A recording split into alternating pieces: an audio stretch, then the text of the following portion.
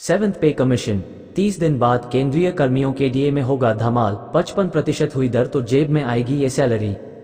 Staff side की राष्ट्रीय परिषद JCM के सदस्य और अखिल भारतीय रक्षा कर्मचारी महासंघ AIDF के महासचिव C श्री कुमार का कहना है, कर्मियों के डीए की मौजूदा दर 50% है। इसमें 1 जुलाई से 4% की बढ़ोतरी हो जाएगी। केंद्र सरकार में लगभग 1 करोड़ से अधिक कर्मचारियों और पेंशनरों को 1 जनवरी से देय महंगाई भत्ते में 4% की वृद्धि की सौगात मिली थी। इस वृद्धि के साथ ही डीए की मौजूदा दर 46 से 50% पर पहुंच गई। अब 30 दिन बाद यानी 1 जुलाई से एक बार फिर केंद्र सरकार के कर्मचारियों को डीए में बढ़ोतरी की सौगात मिलेगी। सरकार के सूत्रों का कहना है, इस बार डीए की दर 54 या 55 पर पहुंच जाएगी। केंद्र की नई सरकार अगर डीए में 4 या 5% की बढ़ोतरी करती है तो कर्मचारियों की सैलरी में ठीक ठाक वृद्धि होगी। 7th पे कमीशन 30 दिन बाद केंद्रीय कर्मियों के डीए में होगा धमाल। 55% हुई दर तो जेब में आएगी ये सैलरी। Jitendra Bhardwaj updated Saturday the 1st of June 2024 2:36 PM IST। सार स्टाफ साइट की राष्ट्रीय परिषद JCM के सदस्य और अखिल भारतीय रक्षा कर्मचारी महासंघ AIDF के महासचिव C श्री कुमार का कहना है, कर्मियों के डीए की मौजूदा दर 50% है।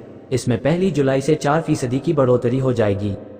7th पे commission central government employees DA DNS allowance salary increase news and updates. सरकारी कर्मियों का बढ़ेगा डीए। फोटो अमर उजाला विस्तार। व्हाट्सएप चैनल फॉलो करें। केंद्र सरकार में लगभग 1 करोड़ से अधिक कर्मचारियों और पेंशनरों को 1 जनवरी से देय महंगाई भत्ते में 4% की वृद्धि की सौगात मिली थी। इस वृद्धि के साथ ही डीए की मौजूदा दर 46 से 50% पर पहुंच गई।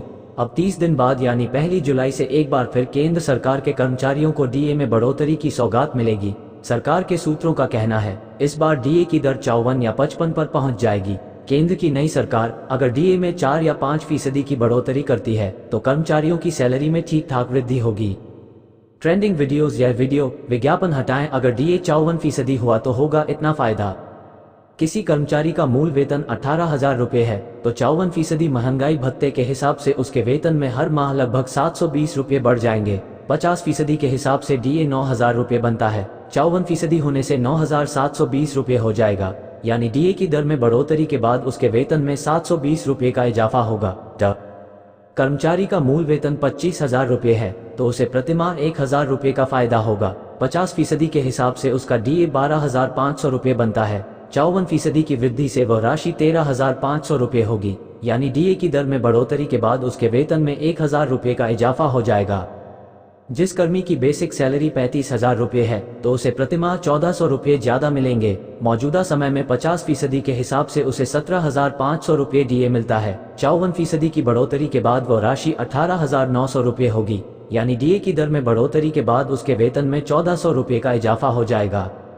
45,000 रुपये की बेसिक सैलरी वाले कर्मी के लगभग 1,800 रुपये बढ़ेंगे। मौजूदा समय में 50% के हिसाब से डीए 22,500 रुपये बनता है। 54% के हिसाब से 24,300 रुपये होगा, यानी डीए की दर में हुई बढ़ोतरी से उसके वेतन में 1,800 रुपये का इजाफा हो जाएगा। ऐसे कर्मी जिन्हें 52,000 रुपये बेसिक सैलरी मिलती है तो डीए बढ़ोतरी पर उन्हें हर माह 2,080 रुपये का फायदा होगा। 50% के हिसाब से डीए 26,000 रुपये बनता है। 54% के हिसाब से उसे 28,080 रुपये मिलेंगे, यानी डीए की दर में बढ़ोतरी के बाद उसके वेतन में 2,080 रुपये का इजाफा हो जाएगा। 70,000 रुपये की बेसिक सैलरी वाले कर्मचारी को लगभग 2,800 रुपये का फायदा होगा। 50% के हिसाब से उसका डीए 35,000 रुपये बनता है। 54% के हिसाब से डीए की राशि 37,800 रुपये हो जाएगी, यानी डीए की दर में बढ़ोतरी के बाद उसके वेतन में 2,800 रुपये का इजाफा हो जाएगा। 85,500 रुपये की बेसिक सैलरी पर लगभग 3,420 रुपये का इजाफा होगा। 50% के हिसाब से उसका डीए 42,750 रुपये बनता है। 54% के हिसाब से वह राशि 46,170 रुपये हो जाएगी, यानी डीए की दर में बढ़ोतरी के बाद उसके वेतन में 3,420 रुपये का इजाफा होगा। 1 लाख रुपये बेसिक सैलरी वाले कर्मियों के खाते में हर माह 4,000 रुपये से अधिक की बढ़ोतरी होगी। 50% के हिसाब से उसका डीए 50,000 रुपये बनता है। 54% के हिसाब से 54,000 रुपये होगा, यानी डीए की दर में बढ़ोतरी के बाद उसके वेतन में 4,000 रुपये का इजाफा हो जाएगा। डीए 55% हुआ तो होगी इतनी बढ़ोतरी। अगर किसी कर्मचारी का मूल वेतन 18,000 रुपये है तो 55% महंगाई भत्ते के हिसाब से उसके वेतन में हर माह लगभग 900 रुपये बढ़ जाएंगे। 50% के हिसाब से डीए 9,000 रुपये बनता है, 55% के हिसाब से 9,900 रुपये हो जाएगा, यानी डीए की दर में बढ़ोतरी के बाद उसके वेतन में 900 रुपये का इजाफा होगा। कर्मचारी का मूल वेतन 25,000 रुपये है तो उसे प्रतिमाह 1,250 रुपये का फायदा होगा। 50% के हिसाब से उसका डीए 12,500 रुपये बनता है, 55% के हिसाब से वह राशि 13,750 रुपये होगी, यानी डीए की दर में बढ़ोतरी के बाद उसके वेतन में 1,250 रुपये का इजाफा हो जाएगा। जिस कर्मी की बेसिक सैलरी 35,000 रुपये है तो उसे प्रतिमाह 1,750 रुपये ज़्यादा मिलेंगे। 50% के हिसाब से उसे 17,500 रुपये डीए मिलता है, 55% के हिसाब से वह राशि 19,250 रुपये होगी, यानी डीए की दर में बढ़ोतरी के बाद उसके वेतन में 1,750 रुपये का इजाफा हो जाएगा। 45,000 रुपये बेसिक सैलरी वाले कर्मी के लगभग 2,250 रुपये बढ़ेंगे। मौजूदा समय में 50% के हिसाब से डीए 22,500 रुपये बनता है, 55% के हिसाब से 24,750 रुपये होगा, यानी डीए की दर में हुई बढ़ोतरी से उसके वेतन में 2,250 रुपये का इजाफा हो जाएगा। ऐसे कर्मी जिन्हें 52,000 रुपये बेसिक सैलरी मिलती है, डीए बढ़ोतरी पर उन्हें हर माह 2,600 रुपये से ज्यादा का लाभ होगा। 50% के हिसाब से डीए 26,000 रुपये बनता है, 55% के हिसाब से उसे 28,600 रुपये मिलेंगे, यानी डीए की दर में बढ़ोतरी के बाद उसके वेतन में 2,600 रुपये का इजाफा हो जाएगा। 70,000 रुपये की बेसिक सैलरी वाले कर्मचारी को लगभग 3,500 रुपये का फायदा होगा। 50% के हिसाब से उसका डीए 35,000 रुपये बनता है, अब 55% के हिसाब से डीए की राशि 38,500 रुपये होगी, यानी डीए की दर में बढ़ोतरी के बाद उसके वेतन में 3,500 रुपये का इजाफा हो जाएगा। 85,500 रुपये की बेसिक सैलरी पर लगभग 4,275 रुपये का इजाफा होगा। 50% के हिसाब से उसका डीए 42,750 रुपये बनता है, 55% के हिसाब से वह राशि 47,025 रुपये हो जाएगी, यानी डीए की दर में बढ़ोतरी के बाद उसके वेतन में 4,275 रुपये का इजाफा होगा। 1 लाख रुपये बेसिक सैलरी वाले कर्मियों के खाते में हर माह 5,000 रुपये से अधिक की बढ़ोतरी होगी। 50% के हिसाब से उसका डीए 50,000 रुपये बनता है, अब 55% के हिसाब से 55,000 रुपये होगा, यानी डीए की दर में बढ़ोतरी के बाद उसके वेतन में 5,000 रुपये का इजाफा हो जाएगा। नई सरकार के समक्ष रखे गए 8वें वेतन आयोग की मांग स्टाफ साइड की राष्ट्रीय परिषद JCM के सदस्य और अखिल भारतीय रक्षा कर्मचारी महासंघ AIDF के महासचिव श्री कुमार का कहना है, कर्मियों के डीए की मौजूदा दर 50% है, इसमें 1 जुलाई से 4% की बढ़ोतरी हो जाएगी। महंगाई तो लगातार बढ़ रही है, किसी महीने में कुछ पॉइंट का अंतर आ जाता है, लेकिन जब जनवरी 2024 से 30 जून 2024 तक का चार्ट बनेगा तो उसके आधार पर DADR में कम से कम 4% की बढ़ोतरी होना तय है। लोकसभा चुनाव के नतीजे आने के बाद केंद्र सरकार के समक्ष 8वें वेतन आयोग के गठन की मांग रखी जाएगी। मार्च अप्रैल में ग्रामीण एवं शहरी क्षेत्रों में मुद्रास्फीति। अखिल भारतीय उपभोक्ता मूल्य सूचकांक CPI संख्या पर आधारित वार्षिक मुद्रास्फीति दर अप्रैल 2024 अप्रैल 2023 से अधिक महीने के लिए 4.83% अंतिम है। ग्रामीण और शहरी के लिए मुद्रास्फीति दर क्रमशः 5.43% और 4.11% है। जनवरी, फरवरी और मार्च 2024 के महीनों के लिए CPI क्रमशः 5.10, 5.09 और 4.85 रहा है। शीर्ष 5 समूहों में कपड़े और जूते, आवास और ईंधन और प्रकाश समूहों पर साल दर साल मुद्रास्फीति पिछले महीने से कम हुई है। मुद्रास्फीति के अंतर्गत अप्रैल 2024 में CPI सामान्य ग्रामीण क्षेत्र में 5.43% और शहरी क्षेत्र में 4.11% रहा है। संयुक्त प्रतिशत 4.83 है। इसी क्रम में उपभोक्ता खाद्य मूल्य मुद्रास्फीति CFPI ग्रामीण क्षेत्र में 8.75 और शहरों में 8.56% रहा है। संयुक्त प्रतिशत 8.70 है। मार्च 2024 में CPI सामान्य ग्रामीण क्षेत्र में 5.51% और शहरी क्षेत्र में 4.14% रहा है। संयुक्त प्रतिशत 4.85 है। इसी क्रम में अप्रैल 2024 के लिए उपभोक्ता खाद्य मूल्य मुद्रास्फीति CFPI ग्रामीण क्षेत्र में 8.75% और शहरों में 8.56% रहा है। संयुक्त प्रतिशत 8.70 है। मार्च 2024 के लिए शहरी क्षेत्र में CFPI 8.55 और शहरों में 8.41% रहा है। संयुक्त प्रतिशत 8.52 है।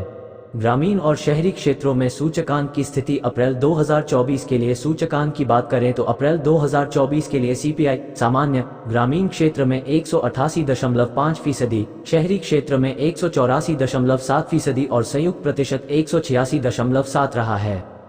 सीएफपीआई ग्रामीण क्षेत्र में 188.9% और शहरी क्षेत्र में 195.4% रहा है, संयुक्त प्रतिशत 191.2 रहा है। मार्च 2024 अंतिम के लिए सूचकांक की बात करें तो सीपीआई सामान्य ग्रामीण क्षेत्र में 187.8%, शहरी क्षेत्र में 183.6% और संयुक्त प्रतिशत 185.8 रहा है।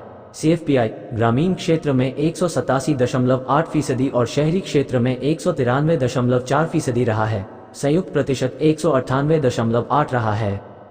इस तरह निकाली जाती है प्रतिक्रिया दर। साप्ताहिक रोस्टर पर एनएसओ एमओएसपीआई के फील्ड ऑपरेशंस डिवीजन के फील्ड स्टाफ द्वारा व्यक्तिगत यात्राओं के माध्यम से सभी राज्यों केंद्र शासित प्रदेशों को कवर करने वाले चयनित 1114 शहरी बाजारों और 1181 गांवों से मूल्य डाटा एकत्र किया जाता है। अप्रैल 2024 के महीने के दौरान एनएसओ ने 99.9% गांवों और 98.5% शहरी बाजारों से कीमतें एकत्र की, जबकि बाजारवार कीमतें ग्रामीण के लिए 89.8% और शहरी के लिए 93.2% थीं।